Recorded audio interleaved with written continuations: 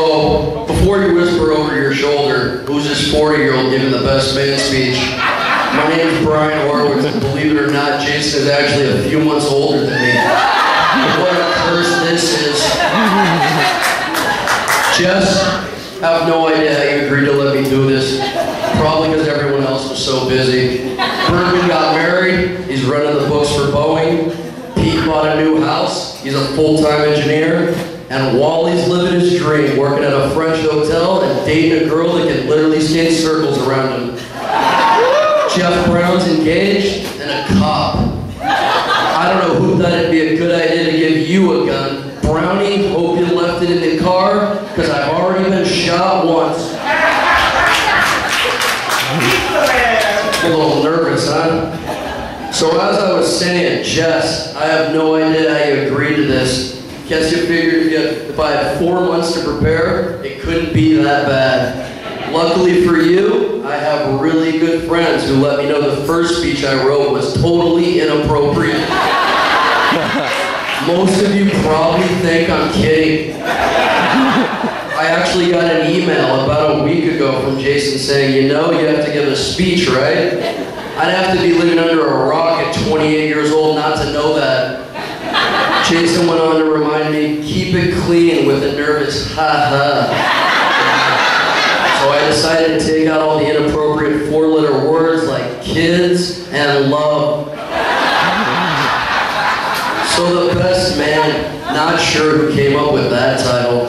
I've been called a lot of things in my day. Best man ain't one of them.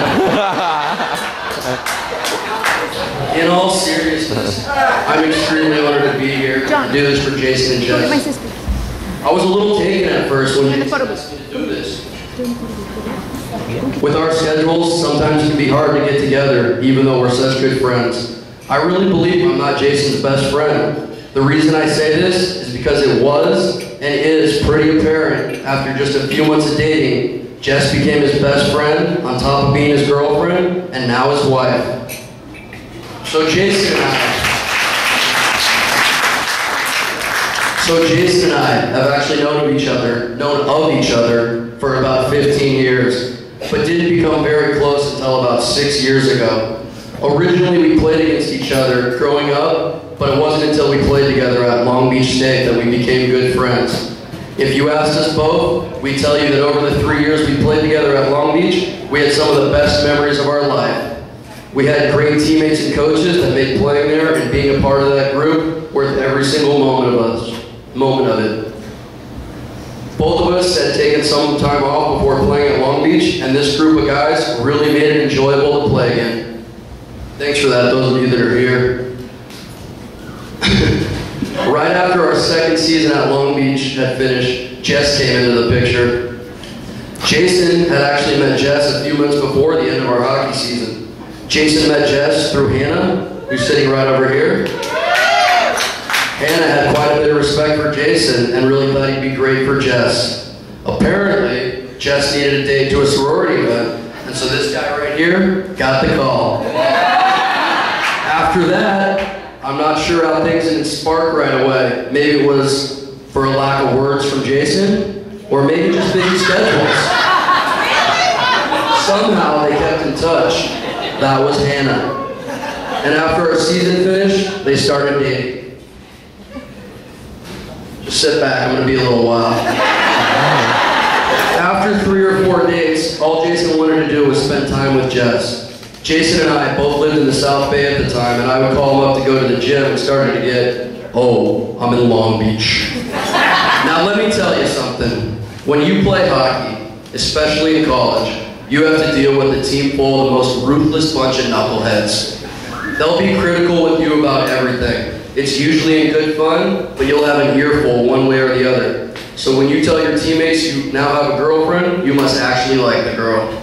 So when Jason was missing workout sessions and not hanging out as much as I knew, he had pretty strong feelings for Jess. So we ended up in our last year at Long Beach, and the two lovebirds are getting pretty serious. At this point, calling Jason to go to the gym with me was no longer an option. I don't think there was any pressure from Jess not to spend so much time training or hanging out with his friends. Jason just loved spending all his free time with Jess. So he didn't mind the speed of his slap shot, going from in the 90s to around the speed of a softball pitch.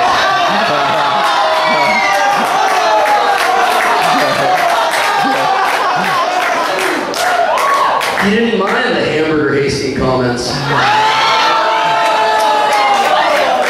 And he didn't even mind getting burned by Wally every morning in practice. To him, the extra time with Jess was the most important. During that season, Jason was selected to play on an all-star team from our league, which had around 3,000 players in it. They only picked 25 players to participate on this team, and Jason was one of them. They picked Jason because of his accomplishments the previous year, where he led all defensemen in scoring out of 150 teams in our league. As well as being a part of a team that was the best they'd ever been. The all-star team he selected for was headed to Europe in December, and he was injured around that time and could not go. By injured, I mean he'd fallen in love with Jess and didn't want any time away from her. That was a little low, huh? So long story short, it may have not been the best hockey season statistically for old Hamburger Hastings, but it may have been the best season of his life because he met Jess and had a great group of friends around him. Like I mentioned earlier, all those memories will be cherished forever. I remember when you guys first started dating, and Jess, as insulting as this is for you, Jason told me that I would like you because you were a lot like me. Now I realize that was a horrible thing for him to say, but I think all he meant was you're outspoken and not afraid to say what is on your mind.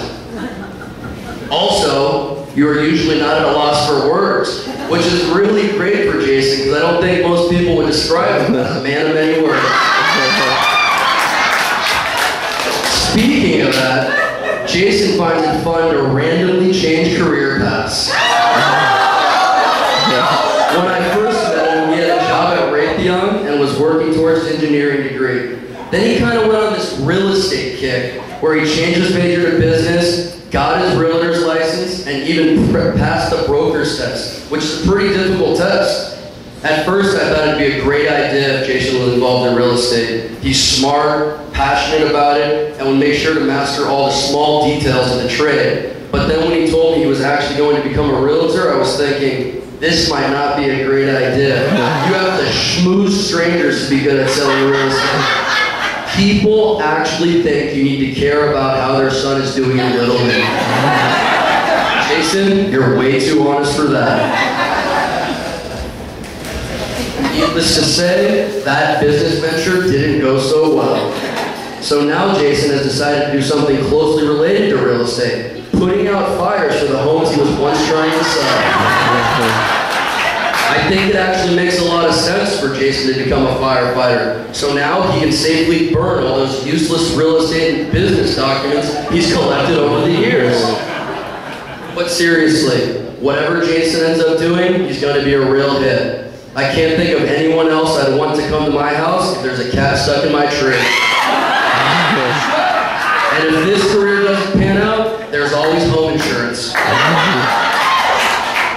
So kind of off topic, but originally I was thinking, should I tell as many funny as embarrassing stories about Jason as I can think of? And you know, honestly, that was the plan, but I really don't have any. So we're in Vegas. How cliche did this start? Jason is not a big drinker, so that can lead to a bit of comedy after a few drinks.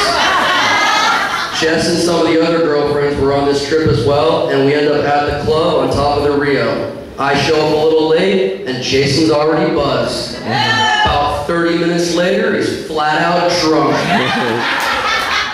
For some reason, when he gets drunk, he turns into Party Boy from Jackass.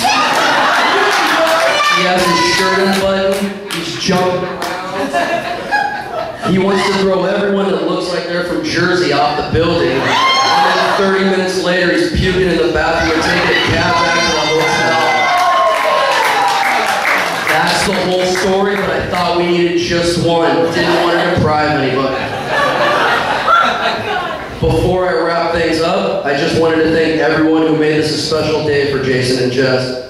The family and friends who came, the the people who helped prepare for the wedding, the people here today working, the bridesmaids, all you ladies, you look lovely, groomsmen. Guys, I guess we look as good as we can for wearing rainbow sandals with tuxedos. I mean, my wide feet barely fit in these things. And most importantly, Jason and Jessica's parents, thank you guys. A special thanks to Jessica's dad, who I'm guessing had quite a bit to do with the funding of the wedding. Isn't it wonderful how you just get to write the checks and don't get much input? My dad did the same thing for my sister a few years back, and I don't even think they had his favorite beer at the reception. I hope you got hooked up. So I think I'm supposed to give some kind of relationship advice, but those of you that know me realize that would just be cruel. Instead, I just wanted to say, Jess, I think you found exactly what you were looking for in Jason, who is honest and sincere, one of the most stand-up guys I've ever met, and a very loyal friend. And Jason, look at her. Nice job, man. I think you found that strong and confident woman you were looking for, who is not afraid to voice her opinion and has a very big heart.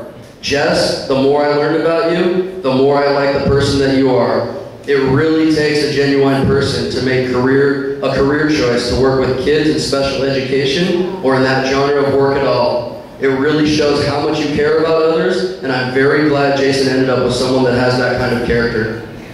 I think you guys are a great couple and will have a wonderful family in the future. Now, if everyone could please rise, put your glasses in the air, and let's have a toast to the newlyweds. To a long, healthy, and happy life together. Mazel tov. Great job, Ryan. Woo! Yeah, B-Ho!